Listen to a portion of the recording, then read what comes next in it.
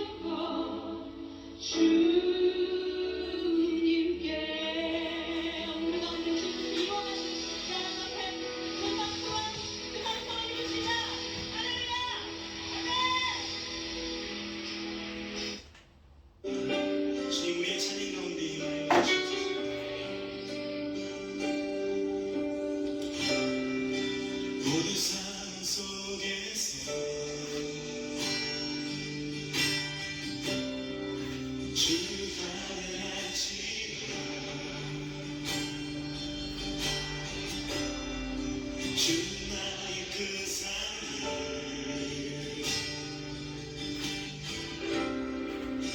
큰 도움이시라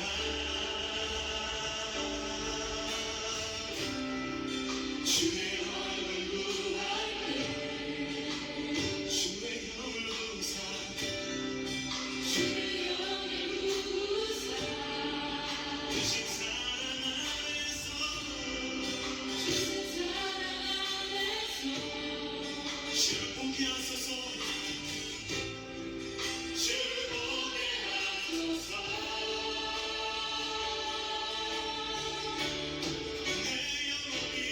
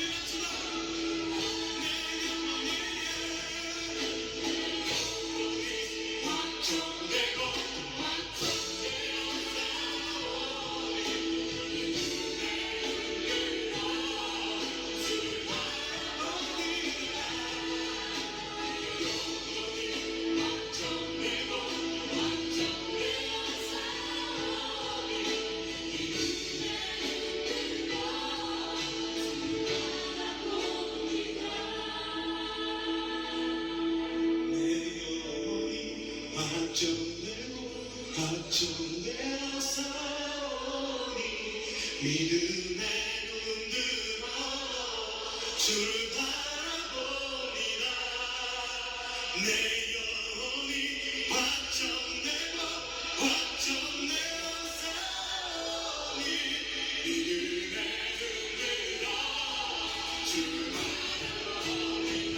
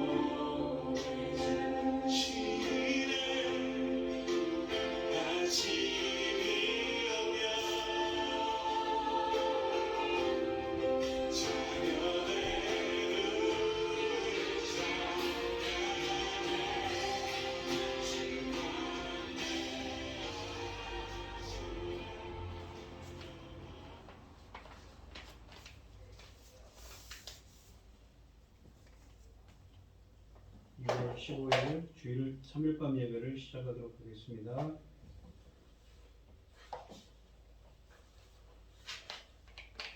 사도신경 하심으로 신앙 고백하시겠습니다. 전능하사 천지를 만드신 하나님 아버지를 내가 믿사오며 그 외아들 우리 주 예수 그리스도를 믿사오니 이는 성령으로 잉태하사 동정녀 마리아에게 나시고 본디오 빌라도에게 고난을 받으사 십자가에 못 박혀 죽으시고 장사한 지 사흘 만에 죽은 자 가운데서 다시 살아나시며 하늘에 오르사 전능하신 하나님 우편에 앉아 계시다가 저리로서 산자와 죽은 자를 심판하러 오시리라. 성령을 믿사오며 거룩한 공예와 성도가 서로 교통하는 것과 죄를 사하여 주시는 것과 몸이 다시 사는 것과 영원히 사는 것을 믿사옵나이다. 아멘. 찬송가 274장입니다. 3장입니다.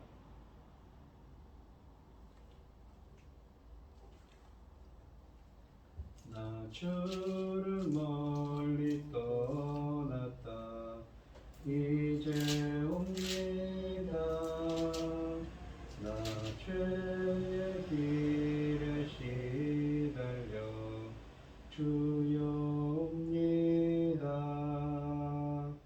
나 이제 왔으니 내 집을 찾아 주여 나를 받으사 맞아 주소서. 그 귀한 세월 보내고 이제 옵니다. 나 뉘우치는 눈물로 주여 옵니다. 나 이제 왔으니 내 집을 찾아 주여 나를 받으사 맞아 주소서. 나 죄에 매여 고달파 이제 옵니다. 주 크신 사랑 받고자 주여 옵니다. 나 이제 왔으니 내 집을 찾아 주여 나를 찾으사 맞아 주소서. 이 병든 마음을 고치려 이제 옵니다. 큰 힘과 소망 바라고 주여 옵니다. 나 이제 왔으니 내 집을 찾아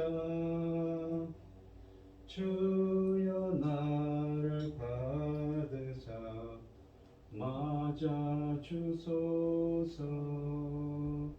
나 바랄 것이 무언가 우리 주 예수 날 위해 돌 죽임자 당은 안 믿고 옵니다.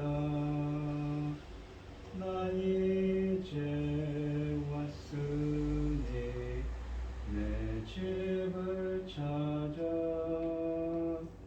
주여 나를 받으사 맞아 주소서.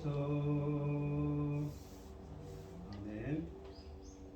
오늘 함께 하실 하나님의 말씀은 로마서 11장 13절로 24절입니다. 그 위에 고현희 집사님 대표 기도해 주시겠습니다.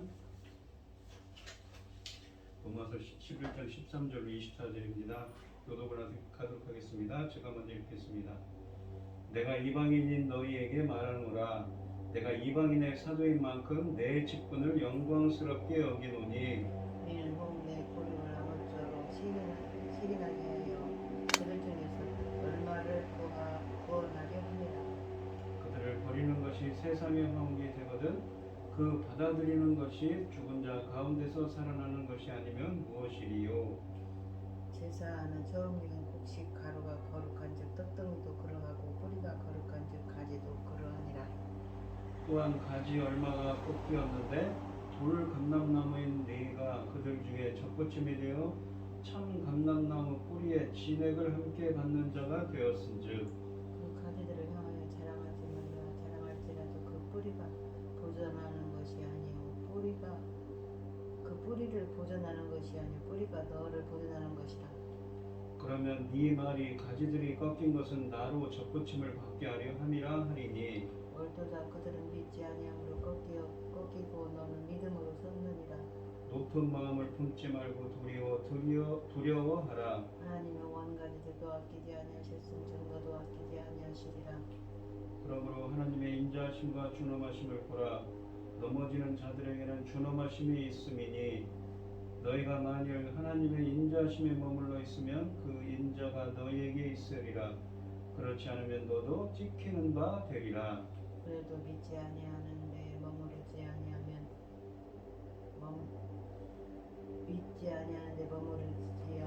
젖붙임을 받나니 이는 그들을 젖붙일 능력이 하나님께 있음이라. 네가 원돌 감람나무에서 찍힘을 받고 본성을 거슬러 좋은 감람나무의 젖붙임을 받았으니 원가지인 이 사람들이야 얼마나 더 자기 감람나무의 젖붙이심을 받으랴. 아멘. 고현희 집사님 기도해 주시겠습니다. 전능하신 천지를 사신 하나님 아버지 부족한 저희를 자녀서 보시고 하나님과 사랑 가운데 살아계시는 참으로 감사드립니다. 복잡하고 어지러운 세상에서 이 시간 하나님께 예배드릴 수 있도록 인도하셨으니 참으로 감사드립니다.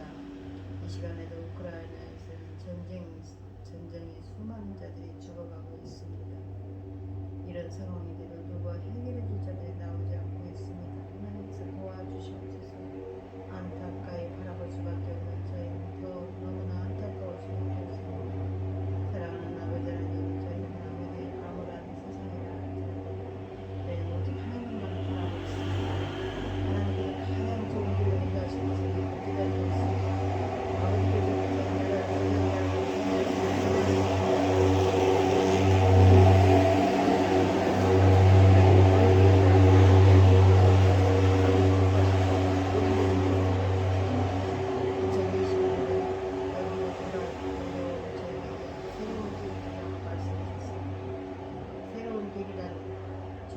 십자가에서 죽으시고 나오는 열매들이라고 봅니다. 아버지 하나님, 원래 그 열매들이 많이 거두셔야 하는데 그 열매 거둘 좋은 길로 인도하여 주시옵소서. 그 열매를 위하여 주님 십자가에 죽으시지 않으셨습니까?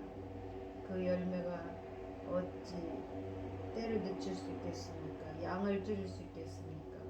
아버지 하나님께서 원하시고 기뻐하시는 그 분량대로 반드시 이루어 주실 줄 믿습니다. 제사장 나라까지 세우셨으니 아버지 하나님께서 특별 아버지 하나님 특심을 다하여 아버지 하나님 그 열매로 나올 자들을 잃어버리지 않고 아버지 잘 이쪽으로 저희 교회로 보내주시옵소서. 그 열매로 나올 프로젝트의 말씀이 이미 다 열려있지 않습니까? 도와주시옵소서. 우리는 하나님만 바라보고 있습니다. 이 시간 말씀을 듣는 우리 양심을 그 말씀을 우리의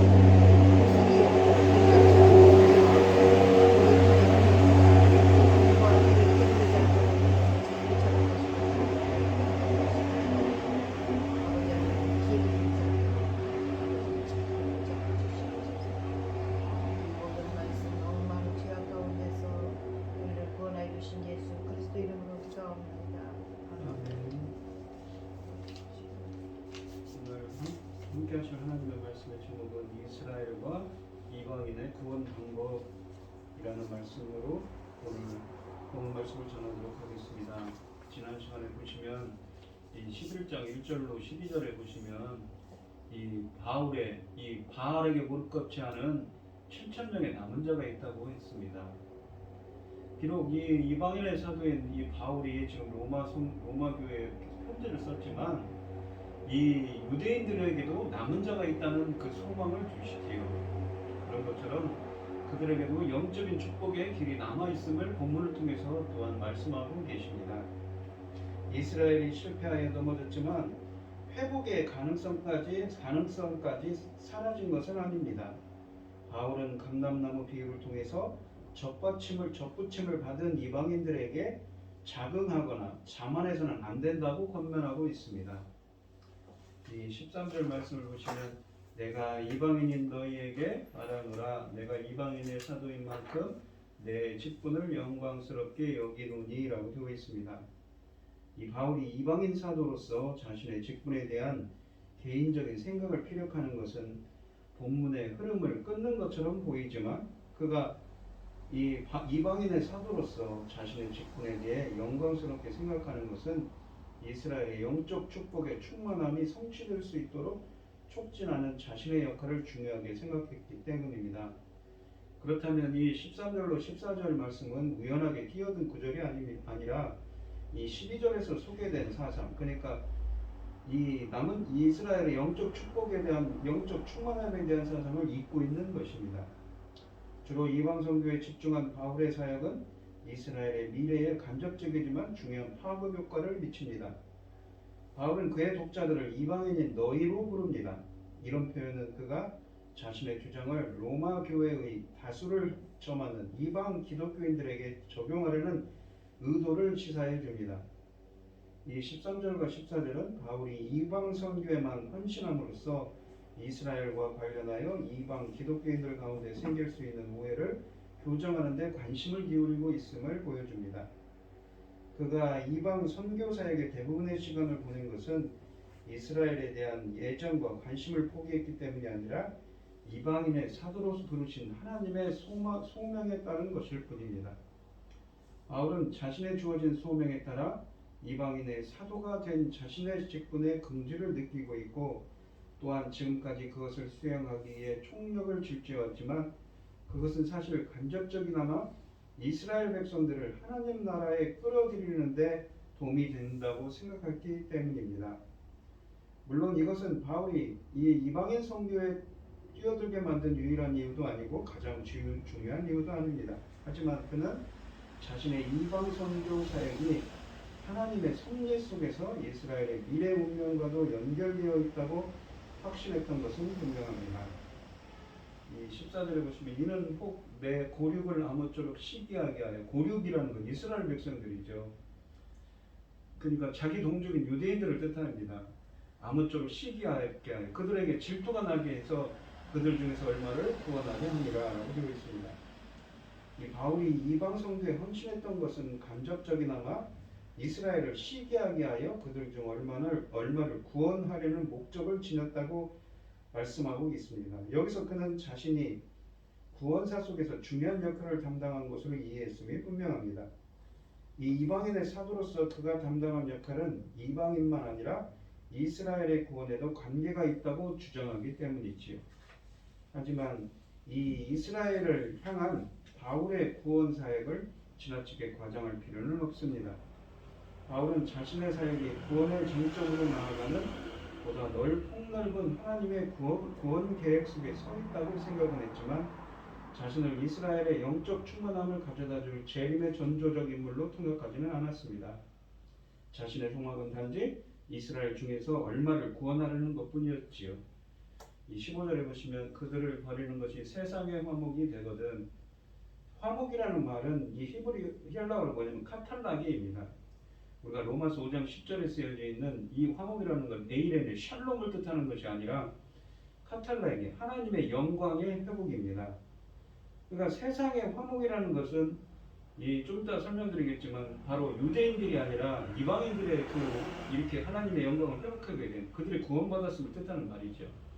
그 받아들이는 것이 죽은 자 가운데서 살아나는 것이 아니면 무엇이리요? 이 죽은 자 가운데서 살아나는 것은 네크로스, 영적으로 죽은 자들이 살아난다는 의미입니다. 이 15절 상반절의 진술은 12절 상반절과 평행을 이룹니다. 이스라엘의 범죄와 실패가 이방 세계의 부요가 된 것처럼 그들을 버리는 것이 세상의 화목이 되었다는 말입니다. 12절에 언급된 이방인의 부요가 종말론적인 구원의 축복을 가리킨다면 그것과 평행을 이루는 15절의 화목도 구원의 축복을 지칭할 수 있습니다. 12절과 15절이 서로 평행을 이루기 때문에 12절의 충만은 15절의 받아들임을 지칭할 가능성이 많습니다. 그렇다면 후자는 하나님께서 이스라엘을 최종적으로 받아들이게 될 미래의 종말론적 사건을 가리킵니다. 이스라엘의 범죄와 실패로 구원이 이방 세계에 넘어가게 되어 그들의 부요함을 가져다 주었지만 이방인의 그 충만한 수가 차면 하나님께서 버림을 받은 이스라엘을 다시 받아들이게 될 것이며 이 결국 구원 얻은 이스라엘의 충만함이 채워질 것입니다. 이로써 마지막 날에 이방인의 충만과 이스라엘의 충만은 서로 균형을 이루게 된다는 것이지요. 이 마지막 날에 하나님의 이스라엘을 다시 받아들이는 것은 죽은 자 가운데서 사는 것으로 이 하반절에 표현됩니다.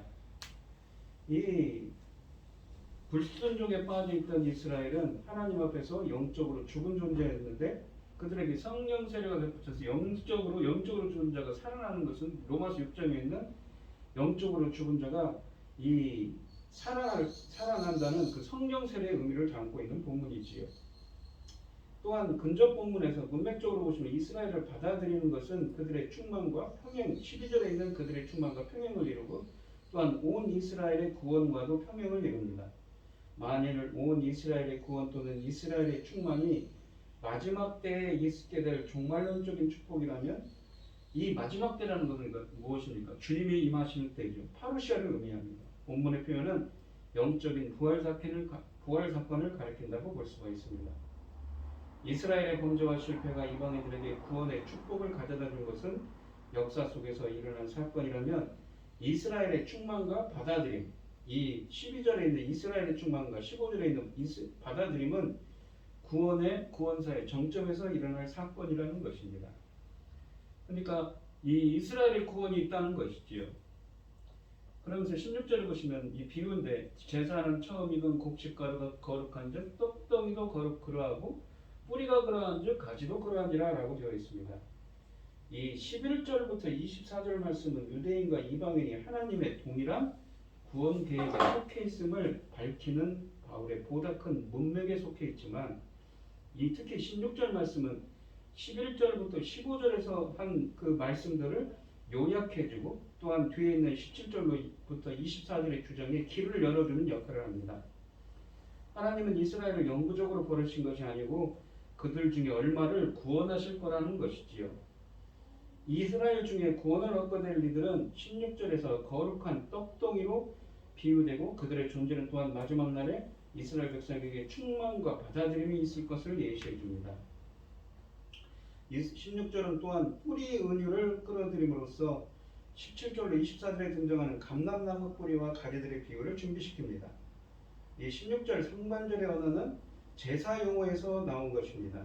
이 한글 성경에서 제사하는 처음 익은 곡식가루라는 표현은 아파르케라는 한 헬라어 단어를 길게 의역하는 것입니다. 이것은 민수기 15장 17절로 21절을 인용한 것인데 나오는 단어인데 하나님은 이스라엘 백성이 약속의 땅에 들어간 후에 그들이 먹으려고 만든 떡덩이의 한 부분을 죽게 바칠 것을 명하셨습니다.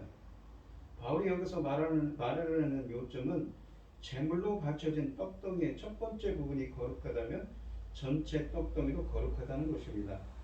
첫 번째 부분과 떡덩이가 각각 무엇을 지칭하는 표현인지에 대한 논쟁이 있지만 대부분의 학자들은 이 전자가 이스라엘의 족장들을 가리킨다면, 그러니까 첫 번째 것이 이스라엘 족장을 가리킨다면 후자 이 떡덩이는 이스라엘 전체를 지칭한다고 합니다.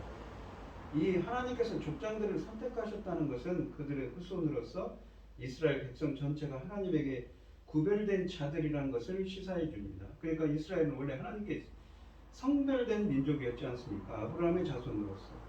만일 이 해석이라면 결론은 이 해석대로라면 이러한 결론은 이 16절 하반절에 등장하는 뿌리와 가지의 이미지에도 적용됩니다. 두 은유들은 족장들의 거룩성과 온 이스라엘의 백성을 거룩하게 만드는 근거가 된다는 것을 교훈해 줍니다. 주목할 점이 있는데 본문의 거룩한이라는 어휘는 구원받은 자들로 구별되었다는 의미를 갖지는 않습니다. 우리가 고린도전서 7장 14절로 16절에서도 바울은 거룩을 구원 개념과 구분된 의미로 사용되었습니다. 믿는 아내로 인하여 믿지 않는 남편과 자녀들이 거룩해지지만 후자는 여전히 구원받아야 할 대상으로 언급됩니다. 마찬가지로 이스라엘 백성은 족장으로 인하여 거룩한 백성이 되었지만 그들은 불신앙으로 인해 여전히 구원받아야 할 대상으로 남아 있습니다. 이런 의미에서 구원 개념과 비교할 때 여기 본문에 있는 거룩은 포괄적인 의미를 지닌 어휘라는 것이지요. 이 17절 말씀을 보시면 또한 가지 얼마가 꺾이었는데 돌감람나무의 네가 그들 중에 접붙임이 되어 참 감람나무 뿌리의 진액을 함께 받는 자가 되었은즉 이라고 되어 있습니다. 17절이 조건절이라면 이 결과는 18절에 나옵니다. 그러니까 이 17절의 이 주장이 사실이라면 그 가지들을 향하여 자긍하지 말아야 한다고 말합니다. 바울은 17절의 조건이 이미 성취된 것으로 본 것이 분명합니다. 이 17절은 두 부분으로 나누는데 첫째는 가지들 중에 얼마가 꺾였다는 것입니다. 얼마란 말은 이 14절 하반절의 표현 즉 이스라엘 백성 중에서 구원 얻게 될 얼마와 평행적인 위치에 있습니다. 바울이 본문에서 이 수로를 사용한 것은 모든 가지들이 다 잘린 것이 아니라는 것을 강조하기 위해서입니다. 오직 믿지 않는 자들만이 감람나무로부터 베어졌다고 20절에는 표현합니다. 꺾였다는 말은 15절의 버림과 연결된 표현입니다. 그것은 원예의 이미지에서 나온 부정과거 수동태 동사로서 신적 수동태, 이게 하나님으로부터 되어졌다는 그런 의미로 이해되어야 합니다. 이스라엘을 잘라버린 주체는 하나님이시기 때문이지요. 두 번째로는 돌 감람나무인 네가 그들 중에 접붙임이 되어 참 감람나무 뿌리의 진액을 함께 받는 자가 되었다는 것입니다. 여기서 이방 기독교인들을 지칭한 것이 분명합니다. 그들은 돌 감람나무, 그러니까 야생의, 이게 헬라어를 원어로 번역하면 야생의 감람나무입니다. 그렇게 비유되고 있고 또한 본성을 거슬러 좋은 감람나무의 접붙임을 받았다고 묘사됩니다. 바울의 관심은 이러한 원예의 이미지를 사용하여 자신의 신학적 관심을 강조하는 데 있습니다. 이방 기독교인들의 접붙임이 이루어진 것은 그들 중에란 문구를 통해 함축됩니다.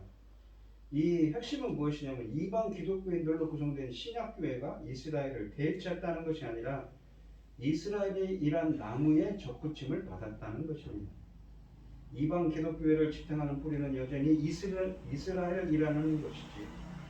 로마의 이방 기독교인들은 이 사실을 깨닫지 못하고 이스라엘에 대해서 교만한 태도를 나타냈다고 18절과 20절로 유추할 수 있습니다. 그들은 전에 돌 감람나무에 불과했지만 이제 참 감람나무에 이스라엘의 접붙임을 받아 그 뿌리의 진액을 함께 받는 자가 되었습니다. 그러니까 우리가 성경적으로 보면 그게 맞는 것이 바로 예수 그리스도를 믿는 자들이 아브라함의 자손, 영적 자손이라는 의미를 담고 있기 때문이지.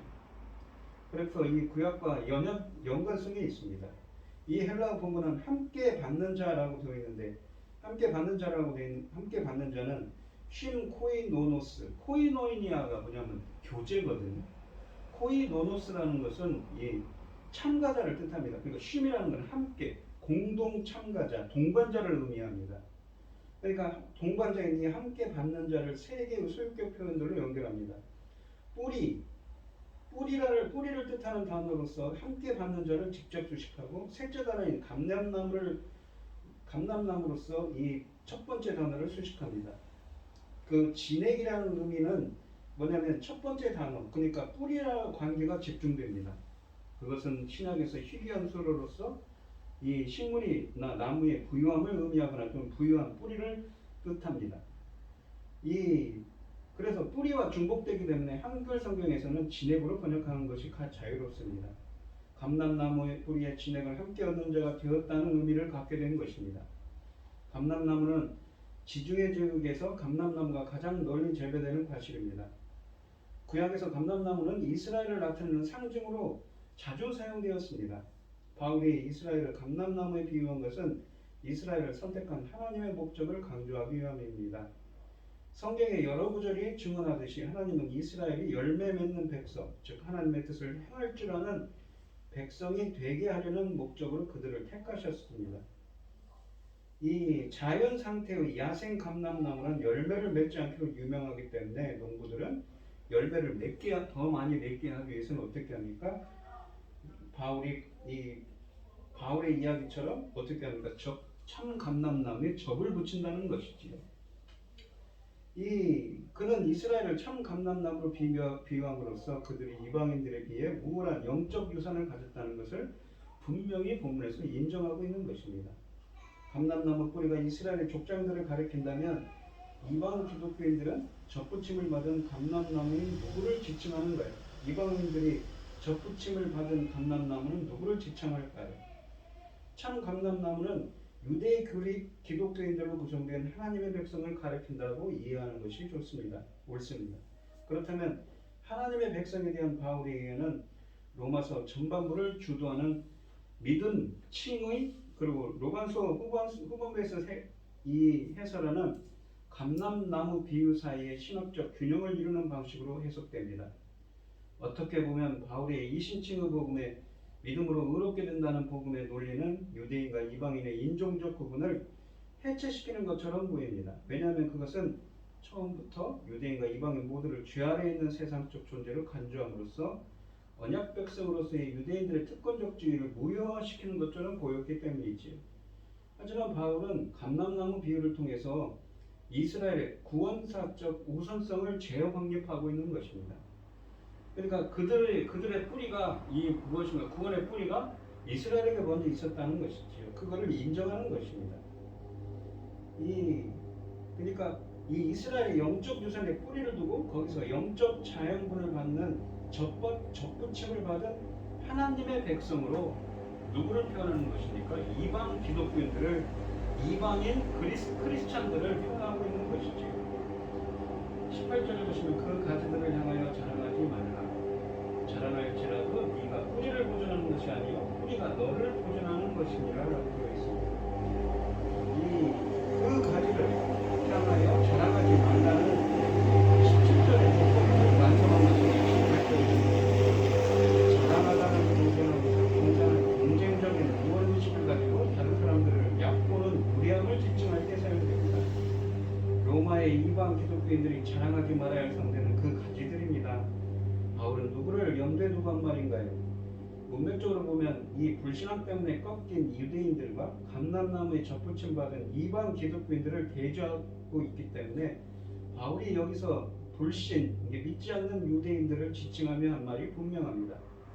동시에 로마서가 다수의 이방 기독교인들과 소수의 이 유대 기독교인들 사이에 존재했던 교회의 분쟁을 해결하기 위해 기록한 편지라는 점을 고려할 때 바울이 유대 기독교인들을 염두에 두었을 것이 또한 분명합니다. 18절에 보시면 이 이방 기독교인들의 자랑 또는 높은 마음은 이 클라우디오 황제의 칙령 이후 로마 교회 상황을 반영한 것으로 보입니다. 유대 기독교인들에 대해 가졌던 이방 기독교인들의 그런 교만함은 그런 우월 의식이 있었다는 것이지요. 이 로마에서 유대인 추방 명령이 내려진 후에 소수자로 전락한 유대 기독교인들이 음식이나 날짜 준수 문제와 관련하여서 신앙 문제로 이방 기독교인들과 이방의 기독교인들의 업신여김을 받고 비판을 당하고 있었기 때문입니다. 하지만 이방 기독교인들의 교만한 태도는 그들의 오해에서 비롯된 것이라는 것입니다. 18절 하반절은 또 다른 조건문을 담고 있습니다. 그것은 자랑하지 말라고 했는데도 이방 기독교인들이 계속해서 유대인들에 대해 자랑하고 있음을 함축합니다. 따라서 바울은 네가 뿌리를 보존하는 것이 아니요 뿌리가 너를 보존하는 것을 기억하라고 경고하고 있는 것입니다. 이 19절 말씀을 보시면 그러면 내 말이 가지들이 꺾인 것은 나로 접붙임을 받게 하려 함이라 하리니. 근데 내 말이라는 그러면 내 말이라는 표현은 헬라어 문구는 헬라어를 직역하면 그렇다면 네가 말할 것이라고 번역합니다. 바울은 대화체로 이 문장을 사용하여 가상적인 이방 기독교 신자와 대화를 시도하는 것처럼 보입니다. 아마도 대화성대자는 자신이 유대인보다 우월하다는 생각을 정당화하려고 했던 것 같습니다. 그의 오해는 본문 하반절에 있는 접속사 절, 그러니까 히나로 시작하는 접속사가 이끄는 문장에 표현되어 있습니다. 유대인 가지들이 꺾인 것은 나로 접붙임을 받게 하려 함이라. 나란 1인칭 대명사의 사용은 이방 기독교인들이 자기중심적 태도를 부각시키려는 바울의 의도를 드러내줍니다. 그들은 하나님께서 자신들을 접붙이시라고 유대인들을 꺾어버렸다고 생각하고 있습니다. 자신의 자기중심적 논리가 지닌 위험성은 하나님께서 자신들을 위해서 유대인들을 버리셨다고 생각한 데 있었던 것이지요. 이 20절 말씀해 보시면 옳도다. 그들은 믿지 아니함으로 꺾이고 너는 믿음으로 섰느니라. 높은 마음을 품지 말고 도리고 두려워하라 라고 되어 있습니다. 이 바울은 19절에 표현된 이방 기독교인들의 태도에 대해서 일정 부분 동의를 표시합니다. 그러니까 유대 기독교인들이 믿지 않았다고 표현을 쓰죠. 유대인들이. 하지만 이방인들은 믿음으로서 구원을 받았다고 합니다. 이 바울은 유대인들이 꺾이고 이방 기독교인들이 하나님의 백성의 자리에 들어오게 된 것을 인정하지만 제한적인 의미에서만 그렇게 합니다. 이방 기독교인들이 유대인들에 대해서 교만한 마음을 먹게 된 것은 그들이 유대인들보다 우월하다는 이 생각 때문일 것입니다. 하지만 바울은 그들의 이러한 생각을 비판합니다. 차이를 만들어낸 유일한 요소는 믿음뿐이었습니다. 많은 유대인들이 꺾인 것은 그들의 불신앙 때문이었고 이방 기독교인들이 하나님의 백성의 자리에 선 것은 그들의 믿음 때문이었습니다. 만일 자신의 영적 신분이 이렇게 믿음을 통해서 경험되는 하나님의 은혜의 선물이라는 것을 깨닫는다면 이방 기독교인들은 마땅히 높은 마음을 품지 말고 두려워해야 한다는 것이지요. 본문에서 높은 마음을 자신을 높이는 그러한 교만한 마음을 지칭하고 두려움은 성경에서 하나님을 경외하는 태도를 가리킵니다. 하나님을 경외하는 자만이 교만한 마음을 품지 않고 오직 그를 겸손히 신뢰한다는 것이지요. 왜냐하면 그는 자신이 피조물에 불과할 뿐만 아니라 지금은 부끄러운 죄인의 자리에 서 있음을 겸손히 인정하고 두려움 속에서 하나님을 신뢰하기 때문입니다. 그러면서 21절에 보시면 하나님이 원가지들도 아끼지 아니하셨던즉 너도 아끼지 아니하시리라 라고 되어 있습니다. 이 21절은 20절에 에이가르라는 접속사로 연결되어 있기 때문에 이방 기독교인들이 높은 마음을 품지 말고 두려워할 그 이유가 무엇인지 설명하는 구절이라 할 수 있습니다. 이 조건절의 형태로 시작되는 본문은 그들에 대한 경고를 담고 있습니다. 만일 하나님이 불신앙에 빠진 유대인들을 아끼지 않으셨다면 불신앙에 빠진 이방인들 역시 아끼지 아니할 거라는 것이지요. 바울의 이러한 경고는 하나님께서 자기 백성을 버리시지 않는다는 확신의 논지와 모순되는 것처럼 보입니다. 접붙임을 받았다는 것은 이방 기독교인들이 믿음으로 구원 공동체의 일원이 되었다는 것을 뜻하고 다시 꺾였다는 것은 불신앙으로 인해 구원 공동체로부터 배제된다는 것을 뜻하기 때문입니다. 이 22절에 보겠습니다. 그러므로 하나님의 인자하심과 준엄하심을 보라. 넘어지는 자들에게는 준엄하심이 있으니 여기 인자하심이라는 것은 크레스토테스라고 해서 우리가 인자, 자비를 뜻하는 말이고 동정심을 뜻하는 말이고 준엄하심이라는 것은 아포토미라고 해서 엄격함, 단호함을 뜻하는 말입니다. 넘어지는 자들에게는 준엄하심이 있으니 너희가 만일 하나님의 인자심에 머물러 있으면 그 인자가 너희에게 있으리라. 그렇지 않으면 너도 찢기는 바 되리라. 이게 너라는 건 누구입니까? 바로 이방인들도 마찬가지라는 것이죠. 22절은 21절의 결론을 끌어내면서도 17절부터 21절에 제시된 바울의 여러 주장들을 부연 설명합니다. 이방 기독교인들이 자랑하기 쉬운 것은 그들이 하나님보다 자신들에게 초점을 두고 생각했기 때문입니다. 하지만 교만한 마음을 먹지 않도록 해주는 회독제는 두려워하는 태도이며 두려워할 대상은 하나님입니다. 특별히 이방 기독교인들은 하나님의 두 성품을 주목할 필요가 있습니다. 하나님의 인자심과 준엄하심을 보라고 말합니다. 인자심은 선함, 친절함, 관대함을 뜻하는 단어이고 준엄하심은 엄격함, 무자비함을 뜻하는 단어입니다. 하나님의 인자하심은 특별히 로마의 기독교인들이 하나님의 백성의 접붙임을 받아 그의 은혜 안에 서게 된 사실을 통해 분명하게 논증된다면 하나님의 준엄하심은 원 가지들도 아끼지 않았다는 21절의 진술을 연상시킵니다. 바울은 하나님의 준엄하심이 넘어지는 자들에게 나타난다고 말함으로써 11절부터 언급된 이스라엘의 범죄와 실패를 다시 상기하게 합니다.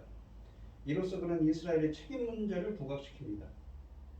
바울은 여기서 이스라엘의 넘어짐과 이방인 기독교인들의 서있음을 대조하고 있음이 분명합니다. 하지만 본문에 나타난 바울의 주된 목적은 22절 하반절의 조건절에 나옵니다. 너희가 만일 하나님의 인자에 거하면 그 인자가 너희에게 있으리라. 그렇지 않으면 너도 찍힌 바 되리라. 사람들의 영적 신분을 결정하는 중요한 요인으로서 20절은 믿음을 강조한 반면에 22절은 하나님의 인자에 거하는 것을 부각시킵니다. 하나님의 인자에 거하지 않으면 치명적인 결과에 이르게 될 것입니다. 거하다는 동사는 지속하다, 견인하다는 뜻입니다. 하나님의 인자하심에 거한다는 말은 20절의 진술과 연관하여 판단할 때 하나님을 신뢰하는 믿음 안에서 지속적으로 살아가는 것을 말합니다. 하나님의 인자하심은 신자가 처음 믿을 때 단번에 자동적으로 확보할 수 있는 어떤 것이 아니라 하나님과의 지속적인 그런 믿음의 관계를 통해서 경험되는 실제인 것이지요. 반면에 하나님의 인자하심에 거하지 않는 자들은 그의 준엄한 심판을 당하게 될 것입니다. 그렇지 않으면 너도 찍힌 바 되리라. 본문에 나오는 찍히다라는 말은 수동태로 잘려지다는 말입니다. 이 17절, 20절에서 쓰인 꺾이다와 마찬가지로 하나님 백성에서 배제되어 정죄의 심판을 받는 것을 말합니다. 역사적인 이스라엘 백성 중에서 구원을 얻은 소수의 남은 자와 구원을 얻지 못한 다수의 육신적 이스라엘이 함께 속해 있었습니다. 우리가 지난 시간에 했던 남은 자 같은 이야기죠. 하나님은 이런 불신 유대인들을 잘라버리셨지만 그들은 처음부터 참 하나님 백성에 속해 있던 자들이 아니었던 것이지요. 그들은 표면적으로만 하나님 백성처럼 보였을 뿐이라는 것입니다. 마찬가지로 우리 교회 내에서도 알곡과 쭉정이가 함께 섞여 있습니다. 만일 교회 내에 있는 자들이 하나님의 백성의 구성원인 것처럼 보일지라도 믿음에 거하는 데 실패했다면 그들은 처음부터 결코 감람나무의 일부였다고 볼 수가 없는 것이지요. 우리가 이 칼빈의 5대 교리에 보시면 제한적 속죄론이 있습니다. 바로 이 똑같은 말씀을 하고 있는 것이지요. 23절에 보시면 그들은 믿지 아니하는데 머무르지 아니하면 접붙임을 받으리니 이는 그들을 접붙이실 능력이 하나님께 있습니다. 믿지 아니하는데 머무르지 않는다는 건 믿는다는 이야기지요. 부정의 부정이니까요. 이 21절부터 23절이 믿음에 거하지 않은 이방 기독교인들에 대한 경고를 담고 있다면 23절로 24절은 꺾인 유대인 가지들을 다시 접붙일 수 있는 하나님의 능력을 교훈합니다. 주목해야 할 점은 바울이 믿음의 여부와 관계없이 유대인들이 다시는 접붙여질 것을 말하고 있지 않다는 것입니다. 잘린 유대인 가지들이 다시 접붙임을 받을 수 있는 조건이 명기되어 있는데 그들도 믿지 않은데 거하지 아니하면 이라고 말합니다. 불신앙은 그리스도를 믿지 않는 행위를 가리키고 그것은 로마 기독교인들이 서 있는 믿음과 대칭되는 관계에 있습니다. 따라서 조건문에 언급된 그들은 불신 유대인들을 가리킵니다. 하나님은 잘린 가지들을 다시 접붙이실 능력, 두나미스가 있습니다. 하나님은 죽은 자를 살리시며 없는 것을 있는 것으로 부리시는 분이시므로 복음에는 믿는 모든 자를 구원하는 신적인 능력이 역사한다는 것이지요. 이 24절을 보시면 네가 원 돌감나무에서 찍힘을 받고 본성을 거슬러 좋은 감람나무에 접붙임을 받았으니 원 가진 이 사람들이 얼마나 다 자기 감람나무에 접붙이심을 받으랴 라고 되어 있습니다. 이 본문은 24절 본문은 이 강조하는 방식을 통해서 점층적으로 강조하는 방식을 통해서 23절의 주제를 강화합니다. 하나님은 잘린 유대인 가지들을 다시 접붙이실 능력을 가지셨을 뿐만 아니라 또한 기꺼이 그렇게 하시기를 원하십니다. 만일 하나님께서 야생의 감람나무로부터 이방인들을 잘라내어 참 감람나무에 접으셨다면 그가 잘린 유대인 가지들을 본래의 감람나무에 다시 접붙이실 능력이 있다는 것은 더욱 분명하다는 것입니다. 이 본문의 헬라어 표현은 이 좀 혼란스러운 표현인 좀 혼란스럽게 하는 한글 번역이 있는데 본성을 거슬러라는 말로 파라휘시스라는 의미의 말이 있습니다. 이 많은 영어 번역가들과 주석가들은 그것이 야생 감람나무를 수식하는 것으로 해석합니다. 이러한 해석을 취한다면 본성상 야생 감람나무인 것에서를 뜻하게 됩니다. 한글 성경은 이 본성을 거스르라는 의미로 번역함으로써 마치 접붙이는 과정이 부자연스러운 것처럼 말하지만 이 번역상으로 보면 이 본성을 거슬렀다는 거 아니에요. 본성적으로, 본능적으로 라는 표현으로 번역되는 것이 맞습니다. 이방 기독교인들은 본성적으로 자신들이 속해 있는 돌 감람나무에서 졸라내어 본성적으로 자신들이 속해 있지 않는 참 감람나무에 접붙임을 받았다는 것입니다. 따라서 그러니까 이 네가 원 감람나무에서 찍힘을 받고 본성을 따라서 좋은 감람나무에 접붙임을 받았으니라고 해석을 해야 한다는 것이죠. 이 바울은 이런 이 이방 기독교인들은 본성적으로 자신이 속해 있는 돌 감람나무에서 잘려서 본성적으로 자신들이 속해 있지 않는 참 감람나무에 접붙임을 받았습니다. 따라서 본문의 초점은 한 나무 종자의 가지가 성공적으로 다른 나무 종자에 접붙여질 수 있다는 놀라운 사실을 부각시키는 것입니다.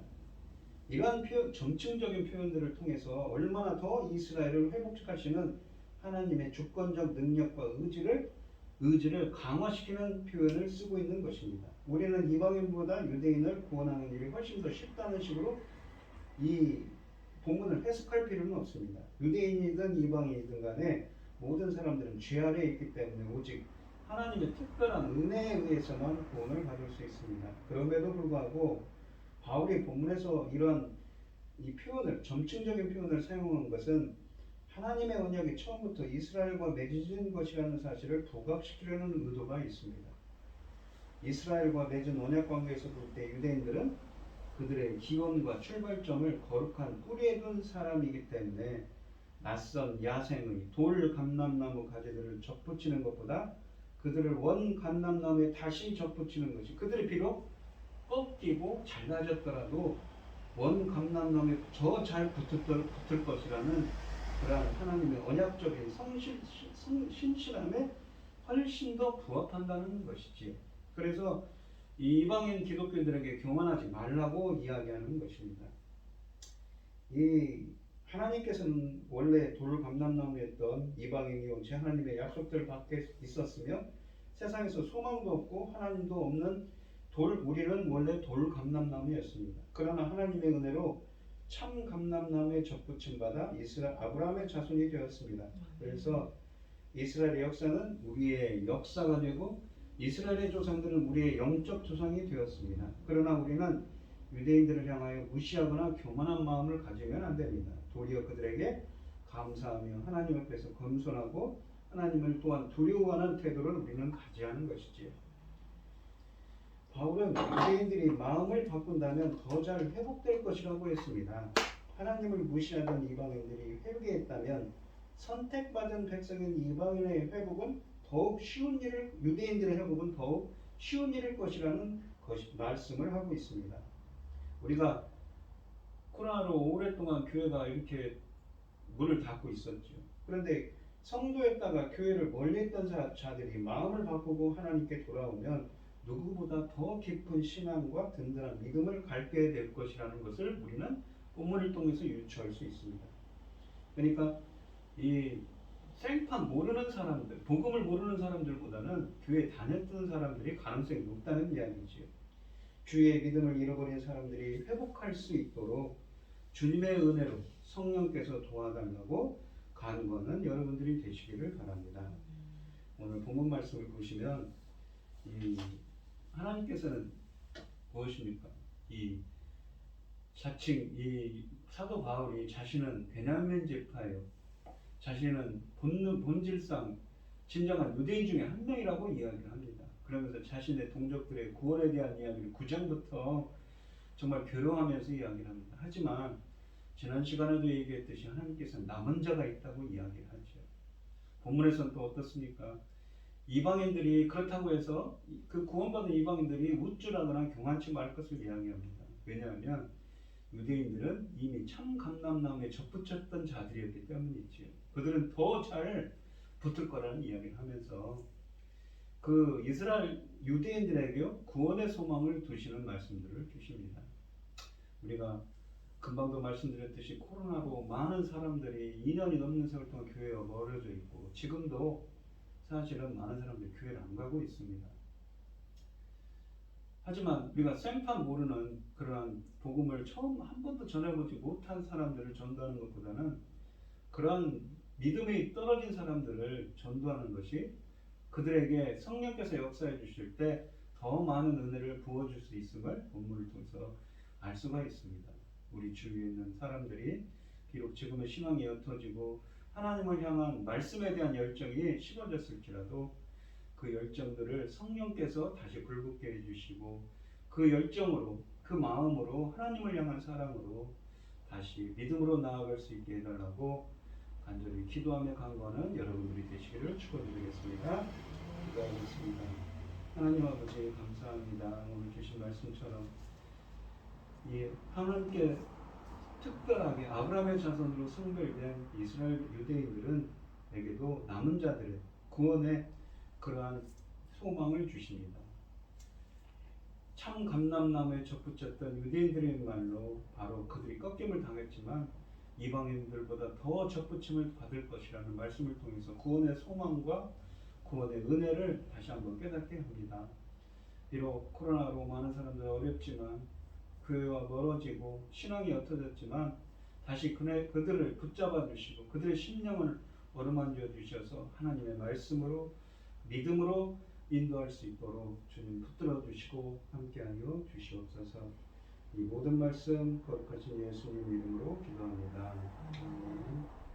찬송가 401장입니다. 주의 곁에 있을 때 마음이 든든하오니 주여 내가 살동안 인도하여 주소서. 주여 주여 나를 인도하소서. 빠른 세상 살 동안 주여 인도하소서. 피난처인 예수여 세상 물끄러말 때 크신 은혜 베푸사 나를 숨겨주소서. 주여 주여 나를 인도하소서. 빠른 세상 살 동안 주여 인도하소서. 세상 품파 지난 후 영화로운 나라와 눈물 없는 곳으로 들어가게 하소서. 주여 주여 나를 인도하소서. 빠른 세상 살 동안 주여 인도하소서.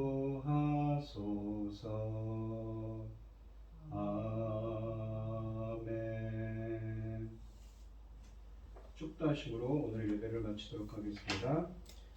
이제는 주 예수 그리스도의 은혜와 하나님의 극진하신 사랑과 성령의 교통하심이 참 감람나무에 접붙이기를 소원하는 성도들 머리머리 위에 이제로부터 영원히 함께 있을지어다. 아멘.